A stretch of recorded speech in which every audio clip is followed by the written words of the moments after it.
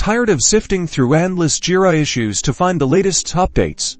Well, buckle up, because today, we're diving into the magic of Jira's recently updated button Jira, a time-saving tool that'll revolutionize how you stay in the loop. First, make sure you are logged into your Jira account. Right next to the search bar, you will see the recently updated button. Find it. It's usually a clock symbol, and it's your key to instant update access. Now, click on that button. Clicking that button will open a drop-down menu. This menu is where the magic happens. You will see a list of all the issues that have been recently updated. The information shown is very handy.